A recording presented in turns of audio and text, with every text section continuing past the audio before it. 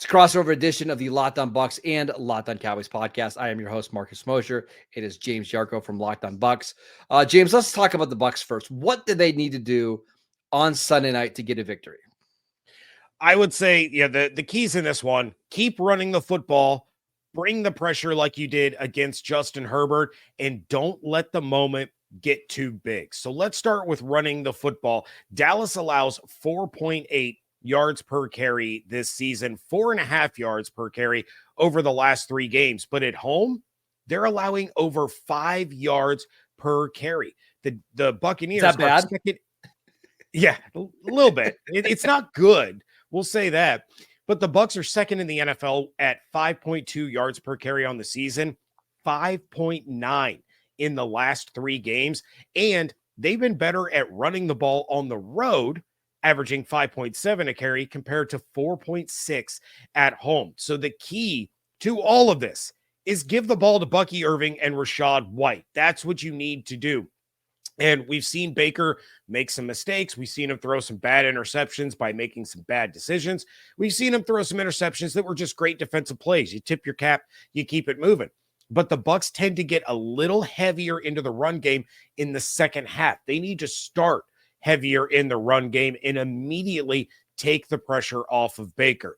Speaking of pressure, bring it against Cooper Rush. He's been sacked 11 times this season, 4 in the last 2 games, and he's being pressured on 16.5% of his dropbacks. That's going to lead to mistakes if the Bucs can generate the amount of pressure that they did on Justin Herbert. They snapped his interception streak when Jamel Dean plucked one out of there, but they were constantly all over him, whether it was Vita Vea or Kalijah Cansey. Levante David was making Justin Herbert's life miserable. That's the level of pressure that you have to bring, because while Rush has done a solid job of protecting the football when it's in the air, he's fumbled 9 times in the last 7 games. He's only had 1 game in the last 7 weeks where he didn't fumble at all. So if you get to him, there's a good chance you're going to get the football.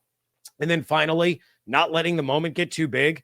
The Bucs are 0-5 in primetime games in the Baker Mayfield era. They lost to Philly and Buffalo last season. That Buffalo one I'm still bitter about, because there was a Hail Mary at the end where Chris Godwin was just, it should have been aggravated assault charges, but no pass interference was called anyway. And then this year, they blew one to Atlanta. Then they lost to Baltimore in the same game where they lost Mike Evans and Chris Godwin. And then they lose to Kansas City in overtime. So 0-5. Don't let primetime pressure get you. You have an opportunity to continue to control your own destiny, knock the Falcons' playoff hopes almost off of a cliff. You have to find a way to win in primetime. And for the Cowboys, it's just don't beat yourself, right? You are clearly the underdogs in this game. Last time I checked with our friends at FanDuel, the Cowboys were 4-point home underdogs.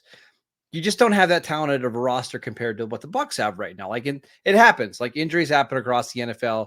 So don't beat yourself, right? Last week against Carolina, the Cowboys were really good in the red zone, but as they were trying to ice that game away, they run a read option. I don't know why you run a read option with Cooper Rush, but Cooper Rush pulls the ball and gets stuck on Rico Dowdle's hip, and it's a fumble. Carolina recovers. They are not a talented enough team to make multiple mistakes like that and overcome it and win this game. So things are going to happen. Tampa Bay is going to make great plays in this one. You can't afford to give the ball away unnecessarily, right? And then on defense, your defense is going to make some plays. You've got to find a way to create strip sacks. Baker has been awesome this year, but he's had more turnover-worthy plays maybe than what you would like to see. So if you get the opportunity to make one of those turnover-worthy plays, make it. And that's going to have to be your offense. We know this Cowboys offense in most games struggles to go over 20 points. So if you can get turnovers on defense, if you can get shorter fields with your special teams, you're going to have to do it. And the third and final key is just keep it close, right? Keep this game close going into the fourth quarter, because you never know what's going to happen. Again, Dallas has not a lot to play for, so they can play loose. But if Tampa Bay gets late into this game and it's in the fourth quarter and they're down by 4 and they've got to make a stop on the Cowboys, maybe that's when things start to get a little tight for them. So keep this game close as we get towards the end of regulation, and you'll just see what happens. I do think this is going to be a fun game. I think there's going to be a lot of points scored on both sides. I do think Tampa's going to win.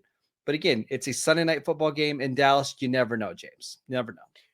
Yeah, exactly. And the Bucs, they did well against the Cowboys up until Brady's final playoff game during the Brady era, but they've historically had, a lot of trouble with the Cowboys over the last 10, 15 years.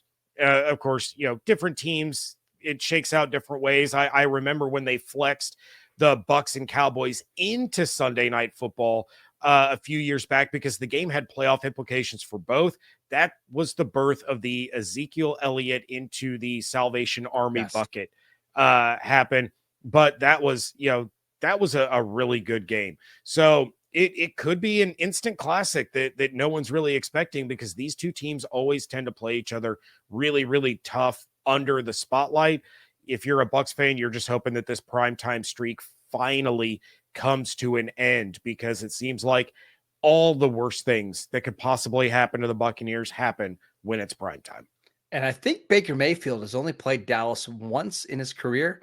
I remember them playing in 2020. I believe Cleveland scored 49 points in that game as Baker went absolutely wild. He loves playing in Dallas. He loves playing at AT&T Stadium. So I expect him to be lights out in prime time.